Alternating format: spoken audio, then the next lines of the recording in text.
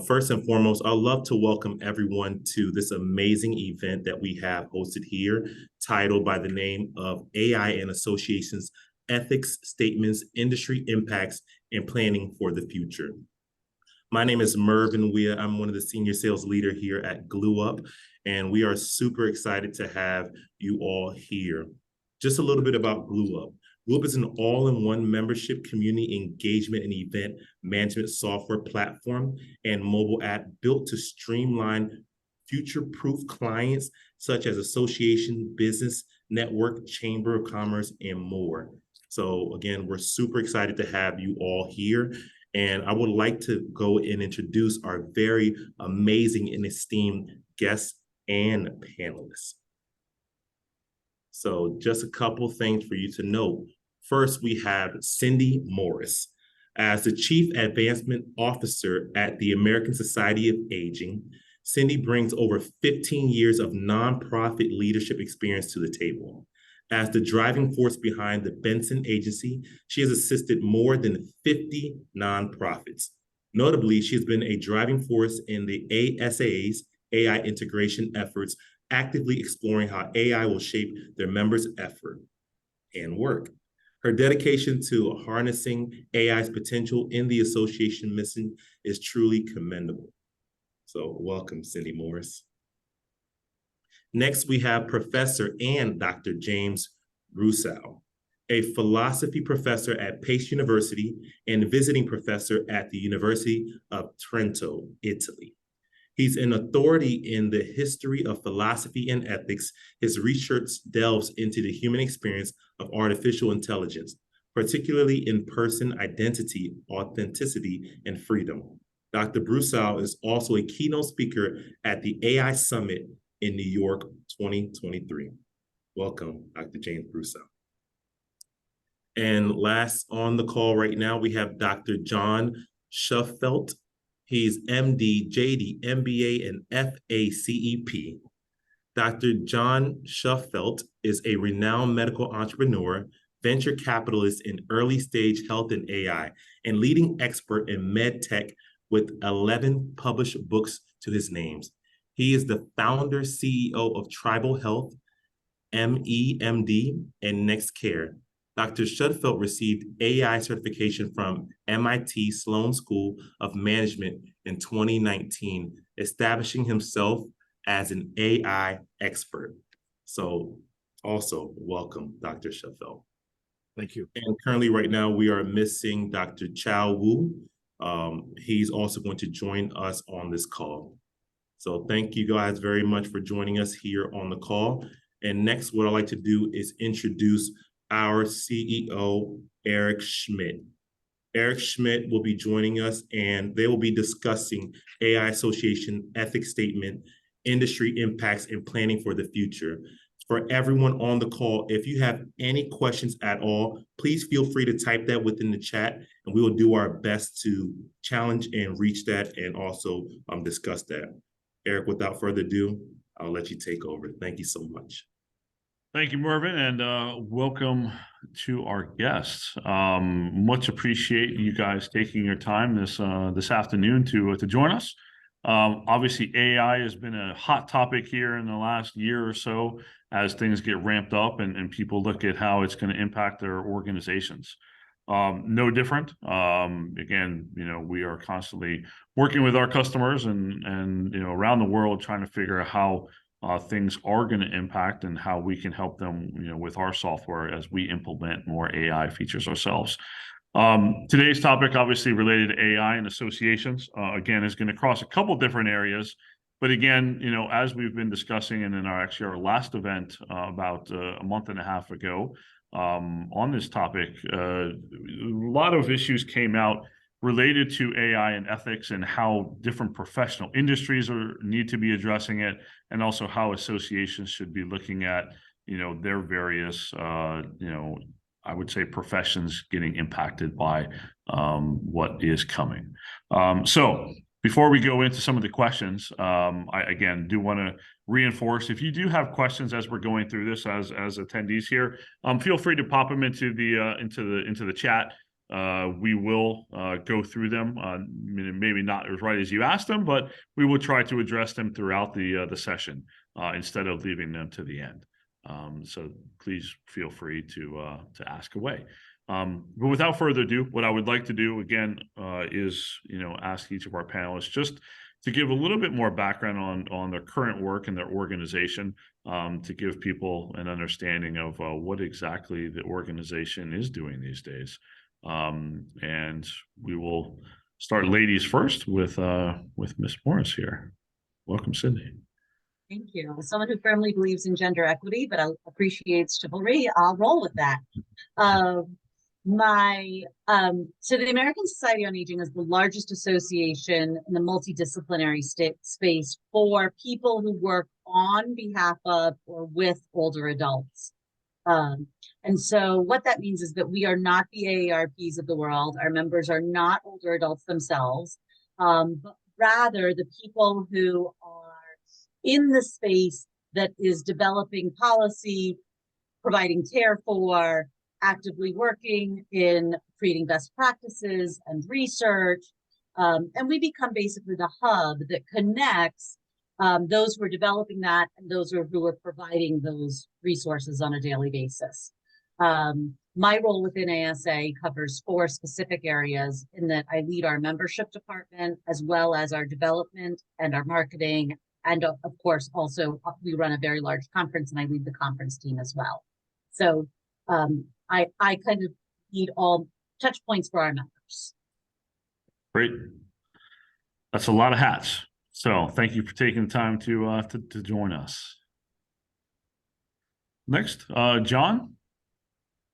Sure. My name's John Schubal. Thanks for that introduction. Right now I'm heading up as one of the general partners of something called Accelerant. It's a venture capital company. We specialize in early stage health tech, med tech. A couple of companies that we've invested in are very deep into AI. I personally have been involved in artificial intelligence since about 2010, when I started working with different medical groups to use AI to augment the analysis of patient intakes. And that's currently where we've made some investments as well. So I'm happy to be associated. Thank you. Thank you. And Dr. Brousseau. Sure. I will just connect quick. My current work is I joined philosophers and medical doctors and lawyers, and we work with startups in AI healthcare to probe and navigate the kinds of ethical challenges that arise around some of this technology. So, for example, in one of our cases, we were looking at AI skin analysis for cancer, dermatological analysis. And what you find there is that the AI functions much better on lighter skinned patients than darker skinned patients, simply because lighter skin reflects more light, so the AI gets a better picture about what's going on. So you have this curious question about fairness. That is that the artificial intelligence works better on people like me than on people like Mervyn. But there's also a second level sort of question that we delved into, and that is, it's also true that in the area of skin cancer, lighter skinned people like me are much more vulnerable than people like Mervyn. That is, there's a far higher incidence amongst, as your skin gets lighter, you simply are more likely to contract this disease. So the kinds of things we work with in startups are questions like that. How do we navigate this problem? On the surface, it looks quite problematic that the AI works better for me than for darker skinned people. To what extent should we remedy that? How can we remedy that? How do we measure proportionality in effectiveness and the cost of the training data and so on? Those are the kinds of things that people like me, philosophers and ethicists, do when we work with artificial intelligence, just connecting with John, as I say, in healthcare. And then very quickly, the more general thing, what do I do? So I work at a university, I'm a professor. I'm generally interested in things like human identity, freedom, privacy, this sort of thing. And what happens for philosophers is our world doesn't change very much. And the questions I ask are the same ones that Plato asked 2,500 years ago. So what we look for are new kinds of contexts and new kinds of human experiences that allow us to ask the old questions in new ways. So more or less, that's the way that I approach the kinds of questions that we're discussing today. Great. Well, obviously, we're going to be digging into some of those topics and certainly looking at, various ethical issues as it relates to certainly the professions that are certainly impacted with AI.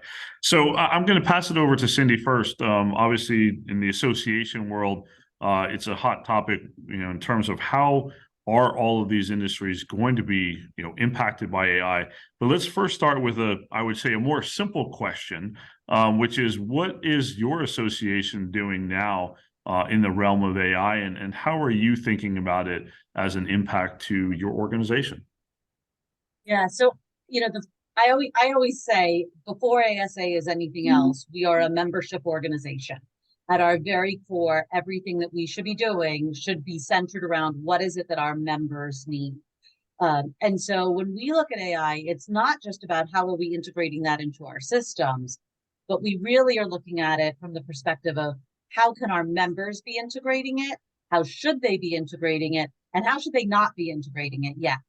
And making sure that they have access to the education around that.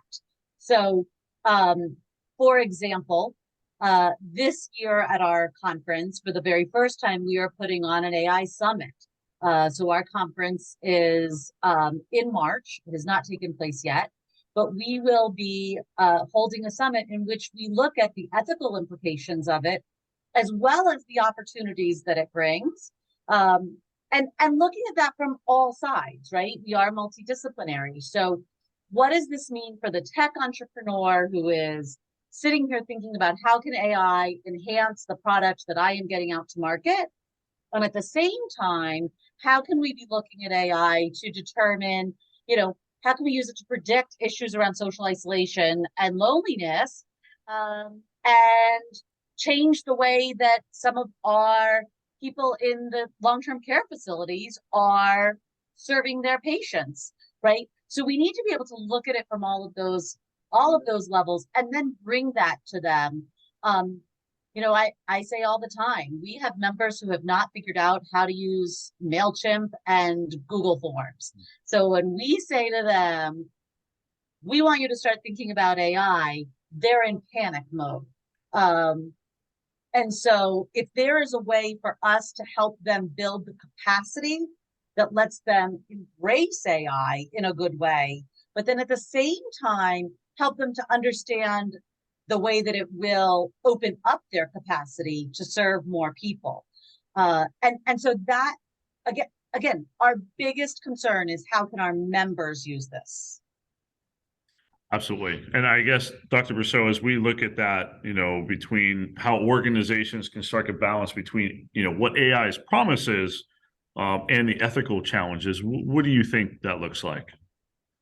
Right. Well, in Cindy's case, there's a fascinating debate in just this area. She was talking about loneliness. My mother, for example, is very alone. She's elderly, like many women in their 80s. And one thing that perhaps she would enjoy is a kind of a chatbot, which could give her conversations, sort of simple everyday conversation. Obviously, she's in Boston, I'm in New York, her other children are elsewhere, and so on. She lacks everyday talk.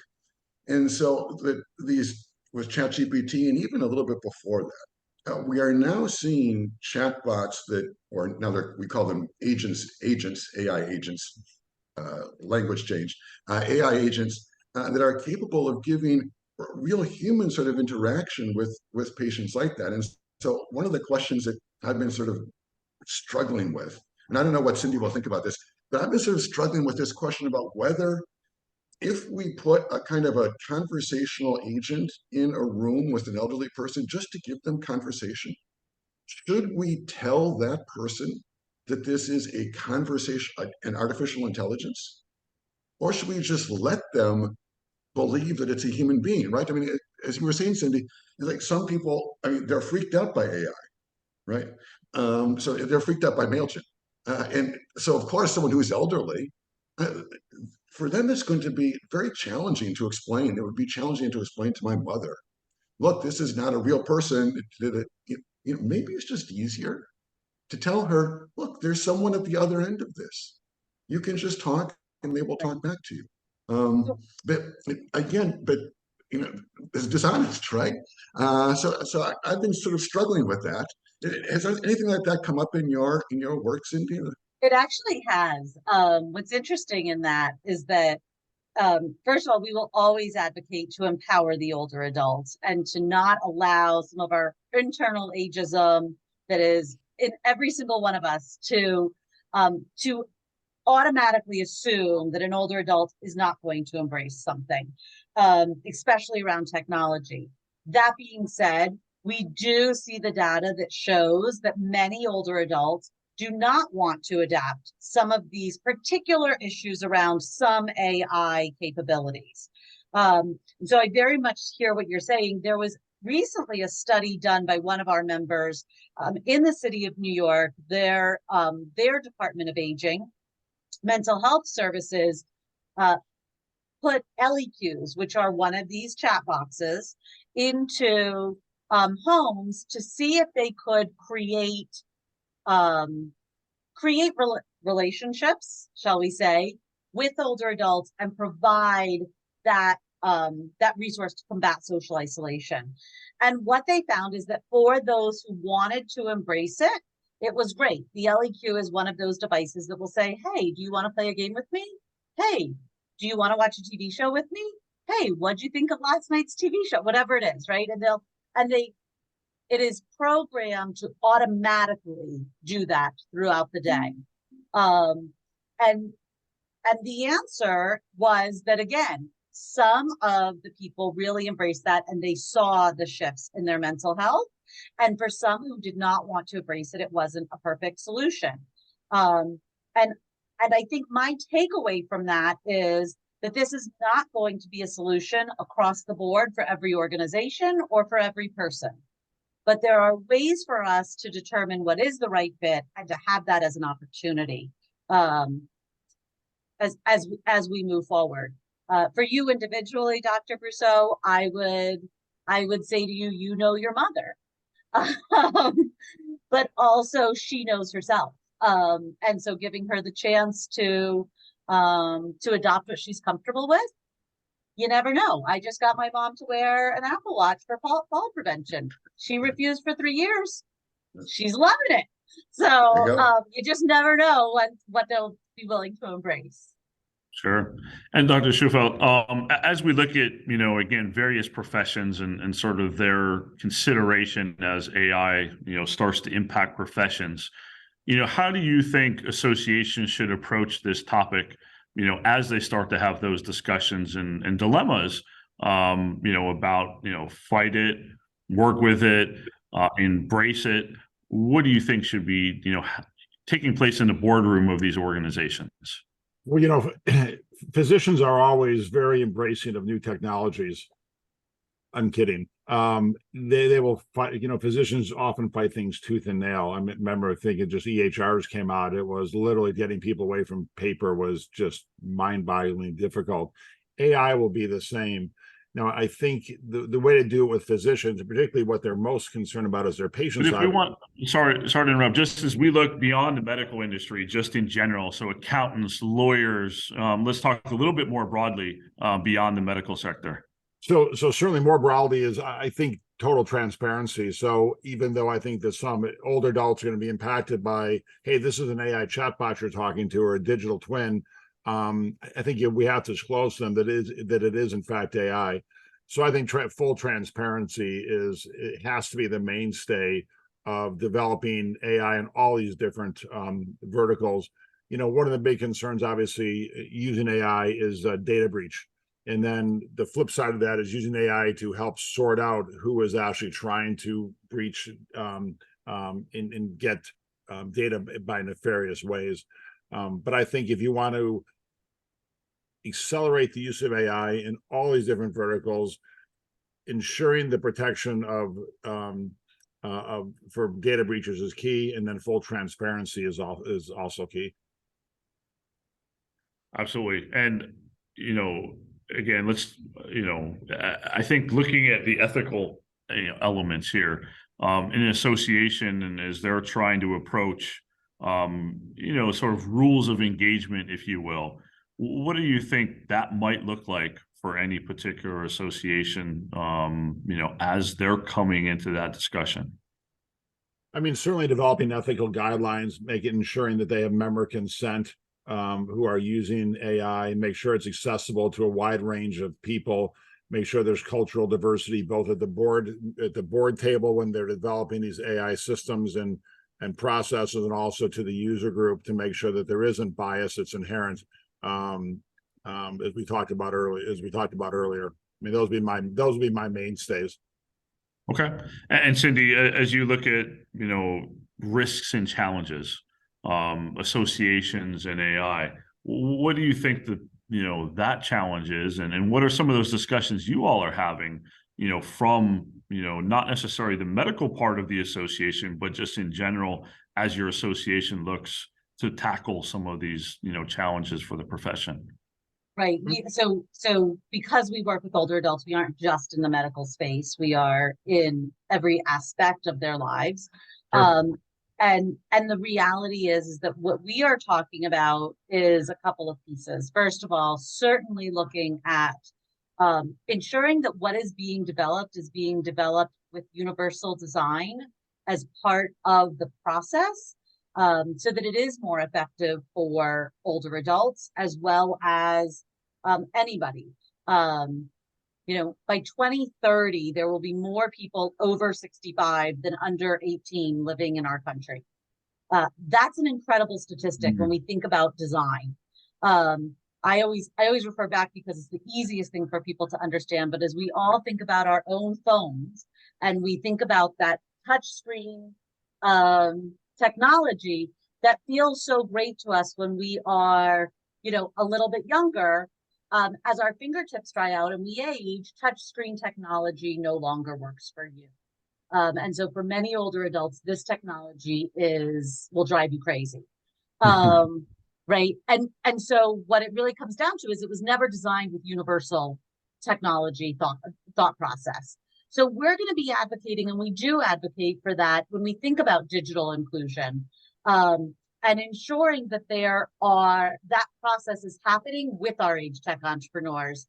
Dr. Shal, I'm dying to have a conversation with you offline. We're going to do that, I hope. But then the other piece of this is also at its core, digital inclusion.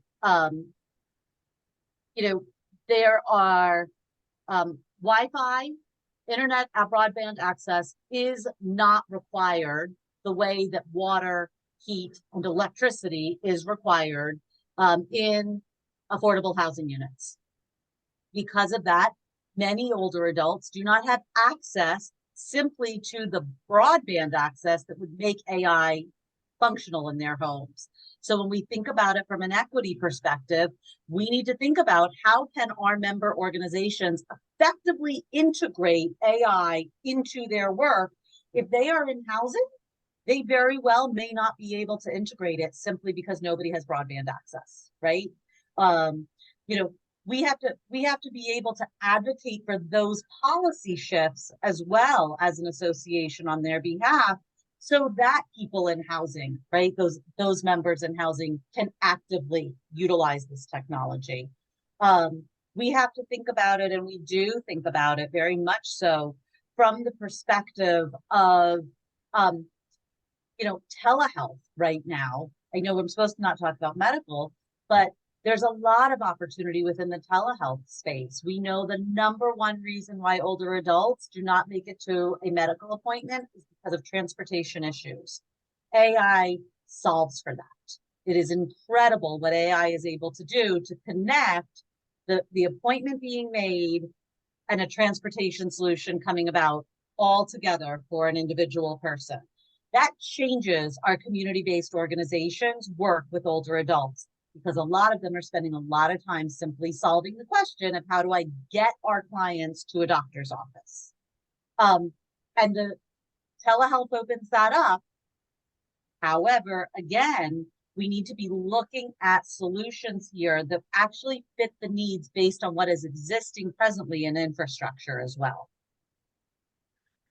And Dr. Brousseau, from the standpoint, Cindy touched upon it briefly, but when we talk about the legislative aspect of what's coming, what role do you think legislators should play or not play as the different industries start to roll out various levels of AI in the daily work, but also maybe from your perspective, the ethical components of not leaving people behind? Sure. I sort of have two answers, I think, to that question. One is sort of a specific answer to a kind of tension that just came up between John and Cindy. John was noting that he wants to promote transparency in artificial intelligence and understanding and explainability of how the artificial intelligence works. And Cindy wants it to work well for everybody, to be accessible for everybody. I mean, both these are good things. It's good to understand what our machines are doing, and it's good to have people have access to them. But one thing that we find in the real world is that there's a kind of a trade-off frequently between these two things. To the degree that we force artificial intelligence to be transparent, explainable, it tends to become less useful, less accurate, less effective. So we're in a kind of a strange situation now, where, going back to the question of legislation, where legislators are asking themselves, well, what's more important? Is it that we understand what artificial intelligence is doing, how, for example, it is producing, why and how one conversational agent produces more successful conversation for the elderly than another one? I mean, is that important? Or is it simply more important to say, look, conversation A serves the needs better than conversation agent B. So A is preferable, whether we understand it or not.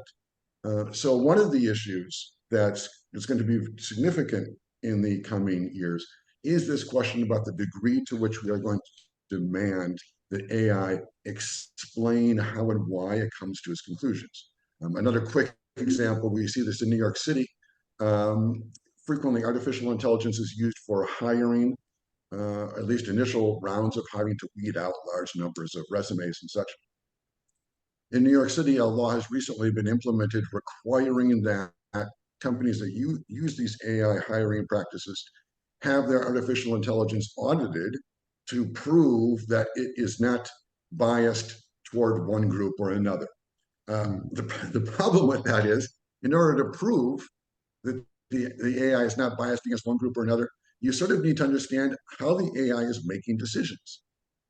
The problem with that is, as soon as you understand that, then to a significant extent, you're diminishing the power of the artificial intelligence to make good decisions.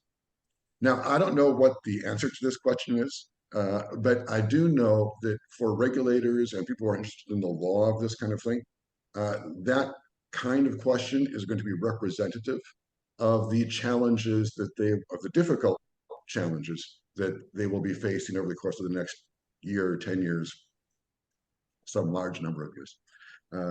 And then, so that was one answer. I had a second answer. I will just go very quickly.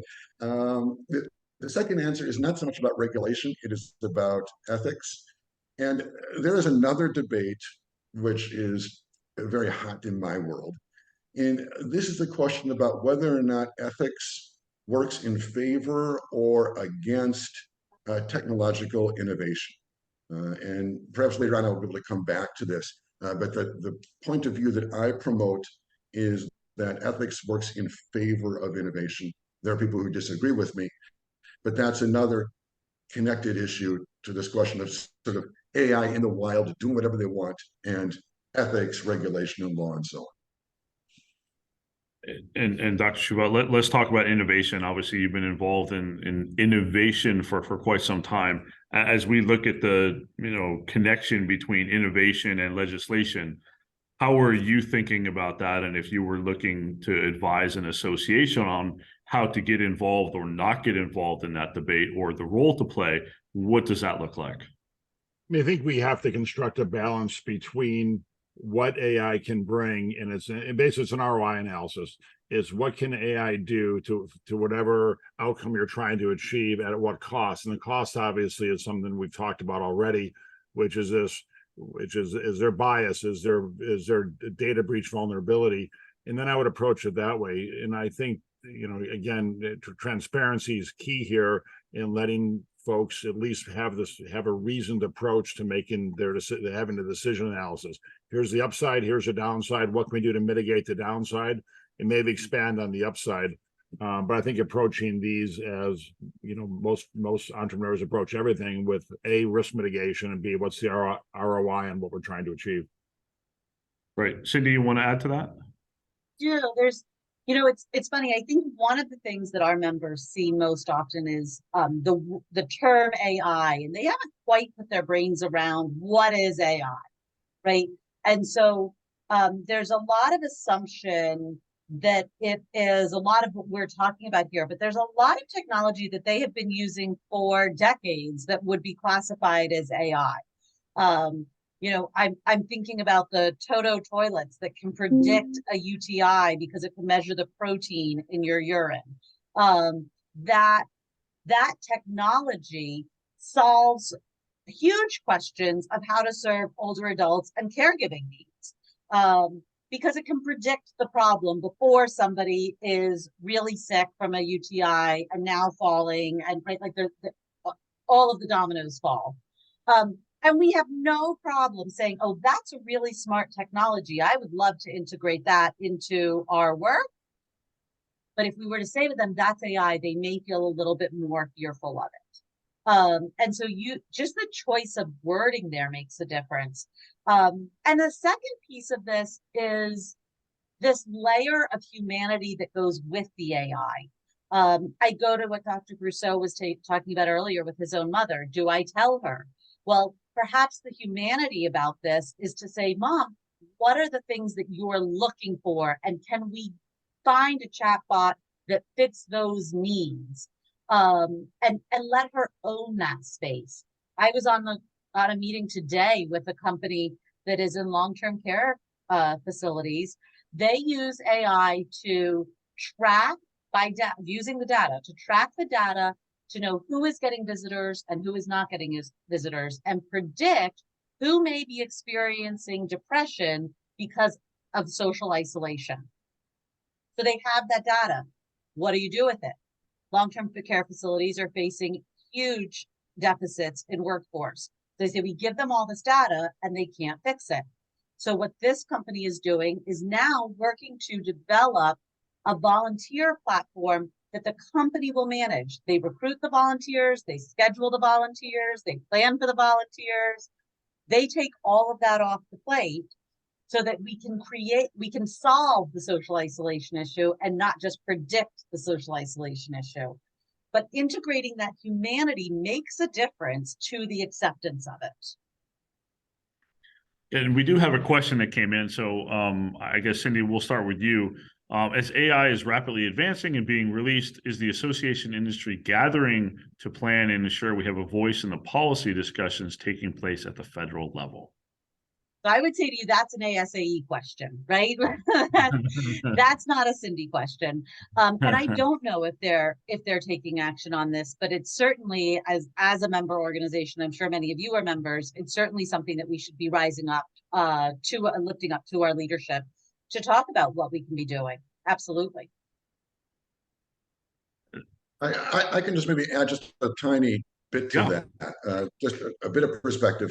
It seems to me, and I'm not a legal expert, but it seems to me from my experience that quite a few of the regulatory type decisions that are currently being made in the United States are to a significant degree copied from or echoes of decisions that have already been made in Europe.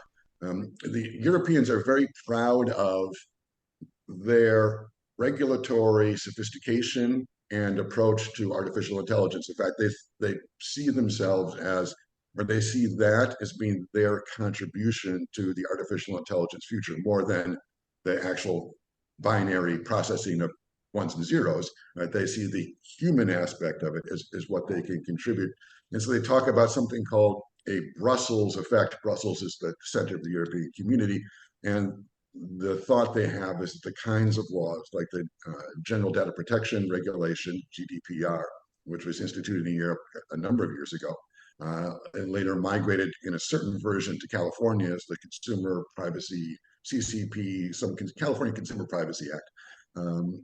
Their idea is that the significant overarching decisions will, to an important extent, be made in Europe. And at the moment, they are right. I'm not sure that will continue to be true, but at the moment, that does seem to be what is happening, that the American legislation and rules more or less follows the European way, in my experience.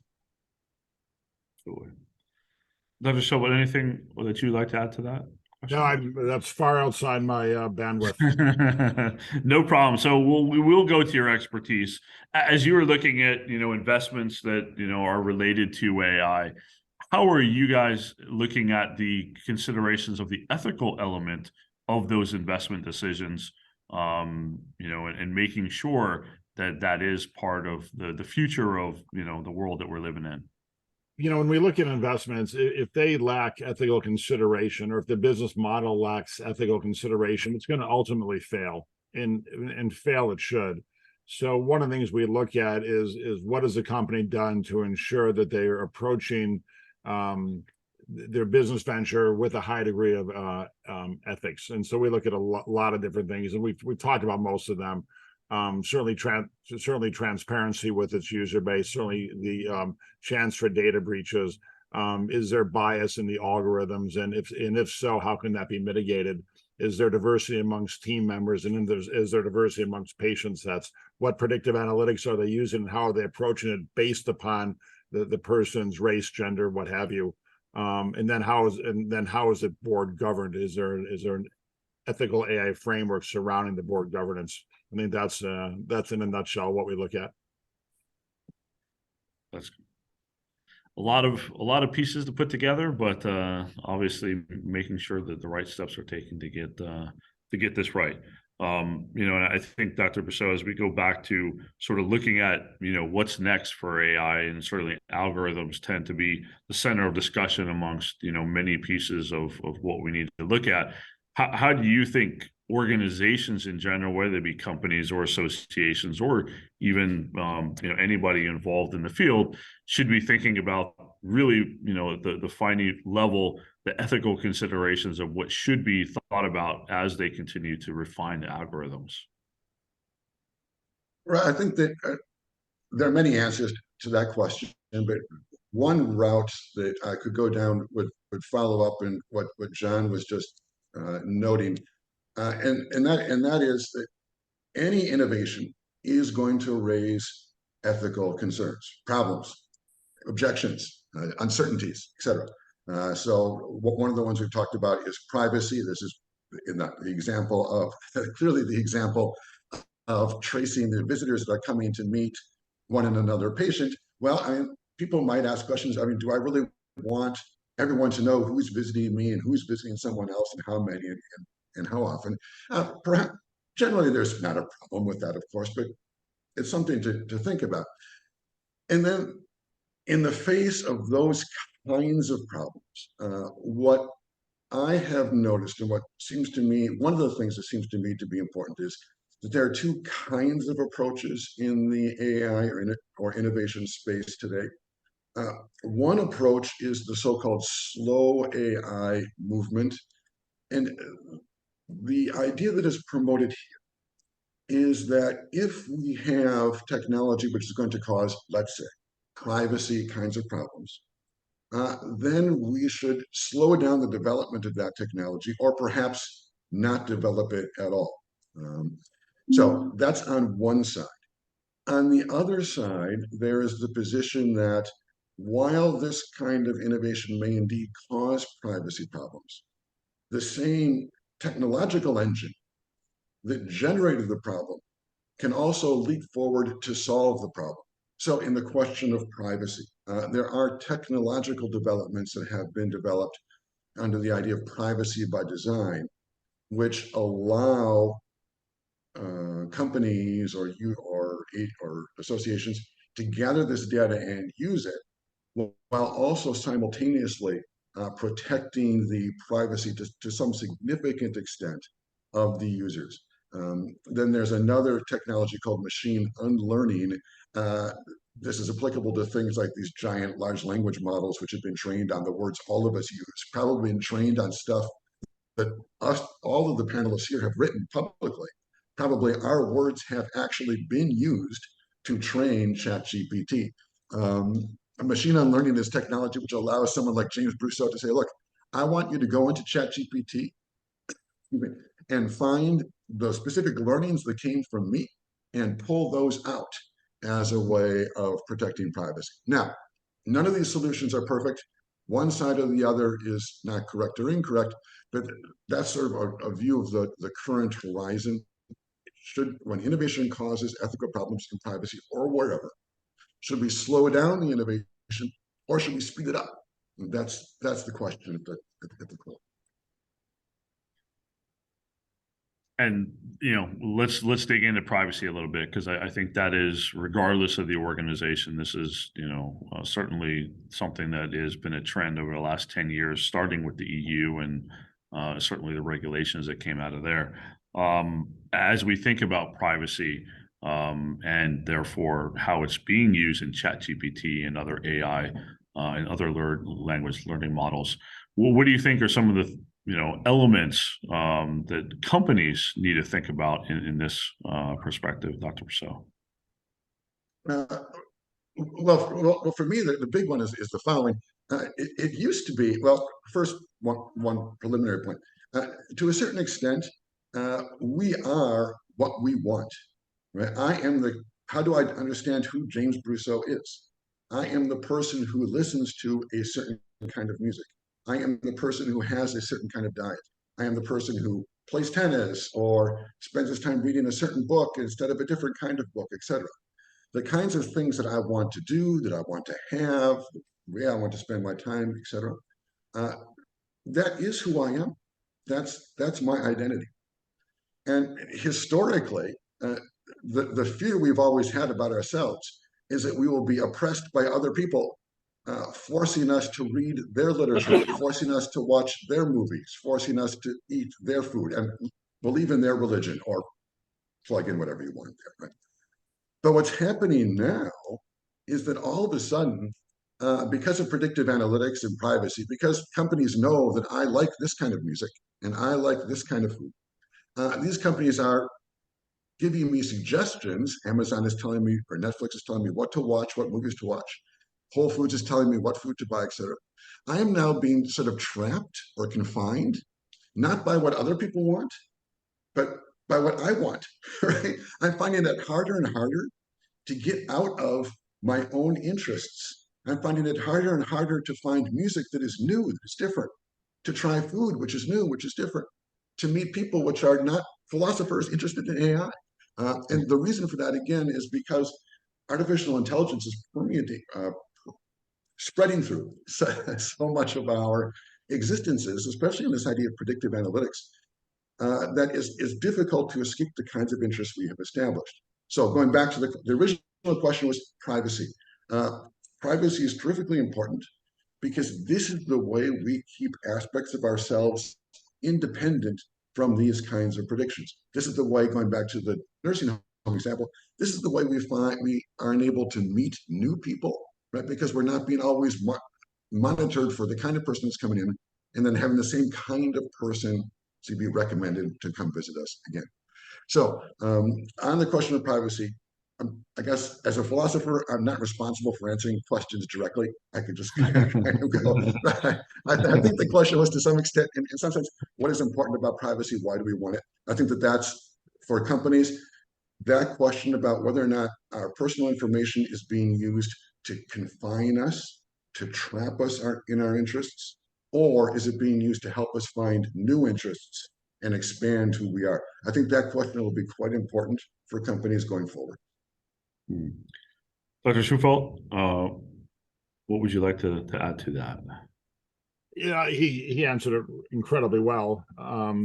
You know, from at least the medical side of it, there's significant exposure if you're thinking, what can AI do to help the general population? It's remote monitoring, it's early detection, it's personalized care, and all those things are if they are possible data breach points, the outcomes can be horrific for populations and for individuals. So those are things that really need to be very carefully vetted before inception. Absolutely. Cindy? Yeah, we need to think about it from a point of perspective of membership data. You know, we as associations, it's larger associations, we have a whole lot of data about our members.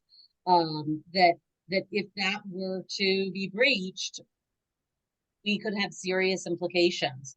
You know, and as we think about our role in this as an association, we have opportunity to recruit members because of AI, but we also have a responsibility to those members to be their protective source, and to make sure that we are truly looking at this from the member viewpoint. And quite frankly, whether we're in the medical field or any field, as we're talking about here, that's a responsibility our members then have as well to how they are going to adapt and utilize AI, right? And so we have a responsibility to be an example in this, and to share what we are learning, to grow the capacity of our member organizations. And I guess, you know, Cindy, for you all, as you look at the association's business, what is, you know, some of the challenges that you guys have experienced in sort of going through this process of bringing AI into the organization and moving forward? Yeah, capacity. You know, when we talk about adopting new technologies, there's always a bottom line that we are looking at. And how we fit that into our existing, whether it is staffing capacity or dollars capacity, we have to take that into account. What happens so often, whether you are in the association world or the nonprofit world, is that you sometimes feel like you're left behind, not because of an unwillingness to adopt, but because of the time, energy, and dollars it takes to adopt. And so we have to think about that process. It's interesting, right? When we think about the amount of change that AI could do for our members, right? We know if it can predict all of these things for our members, then our members would be crazy not to adopt, right? Even though there would be a learning curve, even though there would be, right, et cetera, et cetera. But inherently doing that for ourselves as an association is always just as big of a blockade. And so for those companies who are truly kind of jumping in and offering these AI solutions, Eric, I would say to you that there is an enormous responsibility on your part to provide us the resource and to take that off of our shoulders so that we can adopt. Absolutely. And you know, obviously we spend quite a bit of time on this topic ourselves, trying to think about how we can provide value through technology to make it easier for folks, because at the end of the day, you know, a person working in association is not an AI expert in software and how it can, you know, look at that stuff. So that is on us, and we spend a lot of time on that these days, trying to figure out the path forward, if you will. But what obviously we've already done in the last few months, you know, has certainly, you know, made some things much easier for some of our customers. So I see Dr. Wu has joined us here. So thank you. We only have a few minutes left, but thank you, Dr. Wu, for jumping in here. Mr. Schmidt and all the panelists, I'm sorry, got it late. Yeah, unfortunately. And so my background is both legislator on Maryland General Assembly and had been working in the machine learning AI field for many years. So worked for Booz Allen Hamilton and worked for some financial companies. That's my background. Great. And actually, since we do have a few minutes left, maybe, we do want to go to you with a question, which is, how are legislative bodies looking at AI, and what are the steps, that you guys are taking to figure out how to get it right? It's not a simple thing, but obviously getting it right is the most important. Sure. Thank you very much, Mr. Schmidt. I think that's a great question. Actually, in Maryland General Assembly, we're going to do something in terms of AI transparency, because now so many decisions, right, were made by AI or machine learning algorithm, and the end user, sometimes they don't realize the consequence. Maybe some of the decisions actually lead to a significant consequence. One example, the credit card application, right? So many others may impact their life, but they don't know. But the legislators want to make sure the algorithms are fair to people without any background, right? So that means we want to understand how the algorithm have been implemented. How is that biased, or is that discriminating to certain people? I think that's something as a legislator we really want to understand and make sure our AI is fair to our general public. And as you look at, again, obviously across the world, people are looking at, new legislation to, sort of keep AI within a certain parameter. How do you think that that's going to play out, and what is the, I would say the duty of the legislative bodies to make sure that it is, done in a right way that doesn't hinder too much, but does protect the end user? That's true. I think the reason we don't see much regulation on state level because it's complicated, right? So at the same time, we know it's important. One way I'm thinking about creating a kind of pretty independent body to evaluate the algorithm, and with some, I would say, declassified data, right? And then you couldn't identify individuals, but at the same time, you can test the data on different algorithms and see what the performance. Do they have a disproportional impact on certain population, where especially for those population who are protected classes? I think that is something can be done, and it should be legislated somehow, some way. Great. And I know that we only have a couple minutes left here, so I do want to make sure that we give everybody a chance to give some final thoughts on, the impact of AI in the future. Whether that relates to associations or companies in general.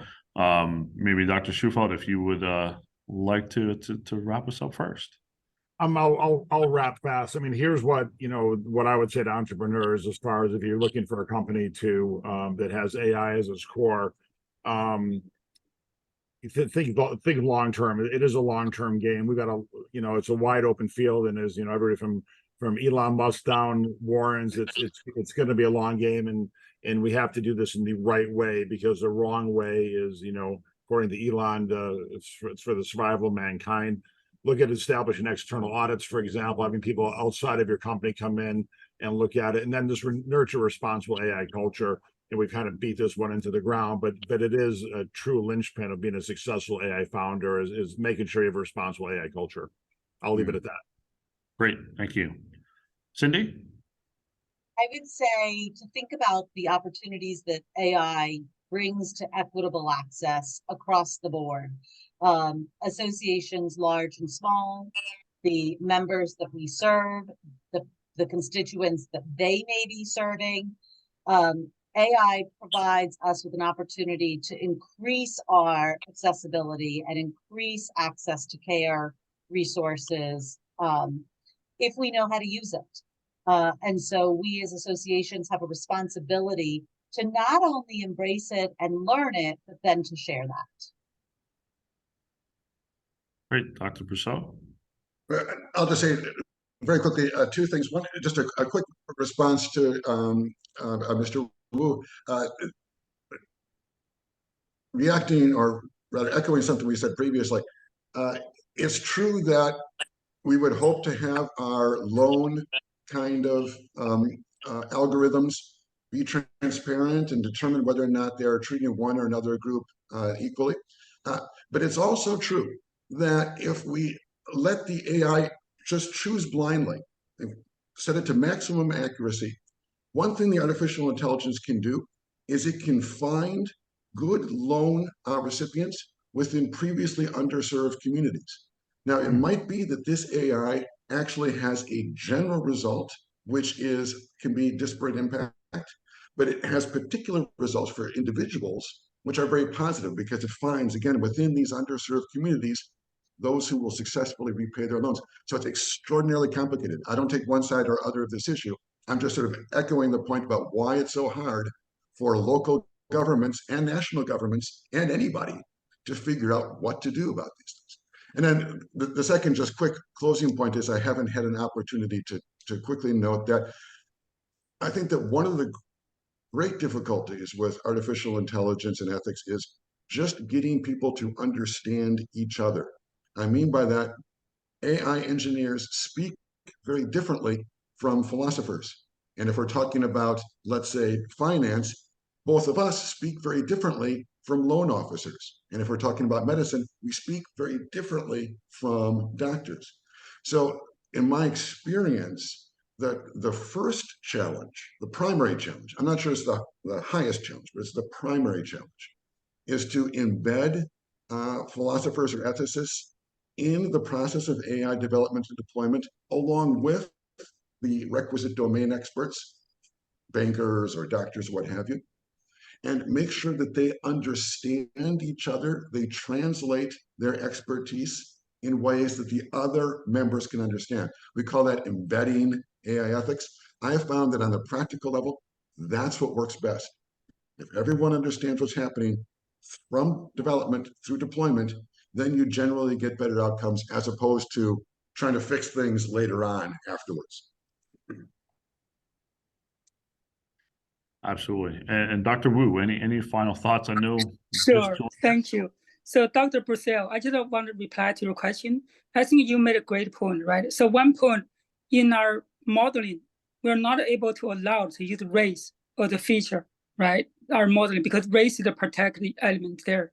At the same time, we want to have a differential result based on different economic other situations, right? You see the contradiction there in terms of what we are doing here. And I think for me, there are two parts I'm really kind of focus on. One is fair AI as a legislator, want to make sure it's fair. The other part I would say, I really worry about the job loss. With automation and AI, I can see a lot of job loss, huge job loss. That's a concern of society. How do we support people who are not adapting to the AI arena? And are they able to survive with enough really skills and enough, preparation there? That's something I think the whole society will need to be prepared to really support. Great point. And I know we are just at time, so I'm going to thank all of our panelists, Dr. Shufelt, Cindy, Dr. Brousseau, and Dr. Wu. Appreciate everybody's time this afternoon. Thank you again on behalf of Glue Up and everybody who joined us today. We appreciate your time and look forward to another very interesting discussion very soon. Have a great rest of your afternoon, or if you're on the West Coast, good morning. Thank you. It's my honor. Bye all. Thank you.